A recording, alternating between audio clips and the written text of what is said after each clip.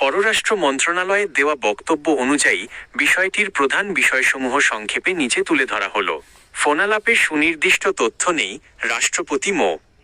সাহাবুদ্দিন এবং ক্ষমতাচ্যুত সাবেক প্রধানমন্ত্রী শেখ হাসিনার মধ্যে কোনো ফোনালাপ বা যোগাযোগ সংক্রান্ত সুনির্দিষ্ট তথ্য বর্তমানে পররাষ্ট্র মন্ত্রণালয়ের কাছে বা কোনো বিদেশি মিশনে নেই বলে জানিয়েছেন পররাষ্ট্র প্রতিমন্ত্রী শামা ওবায়েদ ইসলাম।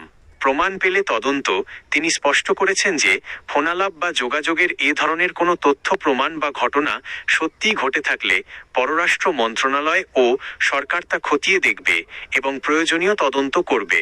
বক্তব্যের প্রেক্ষাপট: 23 জুলাই 2026 বিকেলে পররাষ্ট্র মন্ত্রণালয়ে সাংবাদিকদের প্রশ্নের জবাবে তিনি এসব কথা বলেন। এক নজরে মূল বার্তা: বিষয়টি নিয়ে নীতিগত অবস্থান হলো, যেহেতু এখনো কোনো আনুষ্ঠানিক তথ্য বা প্রমাণ মেলেনি, তাই মন্ত্রণালয় বিষয়টি সরাসরি নিশ্চিত করেনি। তবে কোনো নির্ভরযোগ্য সূত্র বা তথ্য পাওয়া গেলে সেটি তদন্ত করা হবে। সম্প্রতি সামাজিক যোগাযোগ মাধ্যমে ক্ষমতাচ্যুত প্রধানমন্ত্রী শেখ হাসিনা এবং অন্যান্য ব্যক্তিদের কিংবা রাষ্ট্রপতি সংক্রান্ত বিভিন্ন ফোনালাপ, ফাঁস হওয়া অডিও কল নিয়ে অন্তর্বর্তীকালীন সরকার ও পররাষ্ট্র মন্ত্রণালয়ের বেশ কিছু পদক্ষেপ ও অবস্থান রাজনৈতিক অঙ্গনে আলোচনার সৃষ্টি করেছে। এই সংবাদের মূল বিষয়বস্তু ও প্রেক্ষাপট নিচে তুলে ধরা হলো। 1. ফোনালাপ, ফাঁস ও পর্যালোচনার প্রেক্ষাপট। রাজনৈতিক বক্তব্য ও অডিও ফাঁস: ভারতে অবস্থানকালে শেখ হাসিনার বিভিন্ন নেতাকর্মী বা ব্যক্তির সাথে টেলিফোনে কথোপকথনের একাধিক অডিও সামাজিক যোগাযোগ মাধ্যমে ছড়িয়ে পড়ে। এসব ফোনালাপে দেশের সার্বিক পরিস্থিতি, রাষ্ট্রপতি এবং সরকার সম্পর্কিত বিভিন্ন মন্তব্য নিয়ে বিতর্ক তৈরি হয়।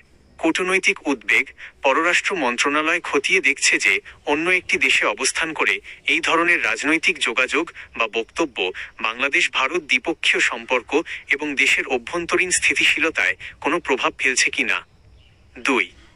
পররাষ্ট্র মন্ত্রণালয়ের ভূমিকা, সত্যতা ও আইনি দিক যাচাই: পররাষ্ট্র মন্ত্রণালয় এবং সংশ্লিষ্ট তদন্তকারী সংস্থাগুলো ফোনালাপের অডিওগুলোর সত্যতা ও উৎস যাচাই করছে।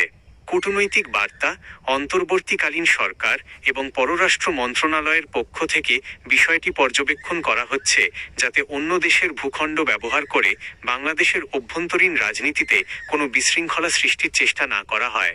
প্রয়োজনে এই ইস্যুতে ভারতের কাছে আনুষ্ঠানিক বার্তা বা উদ্বেগ পৌঁছে দেওয়ার বিষয়ও ভাবা হচ্ছে। সংক্ষেপে, সাবেক প্রধানমন্ত্রী শেখ হাসিনার অডিও ফাঁস এবং রাষ্ট্রপতির সঙ্গে সম্পৃক্ত বিভিন্ন বক্তব্য দেশের রাজনৈতিক ও কূটনৈতিক স্থিতিশীলতার জন্য কতটা সংবেদনশীল, মূলত সেই আইনি ও কূটনৈতিক প্রভাবগুলোই খতিয়ে দেখছে পররাষ্ট্র মন্ত্রণালয়।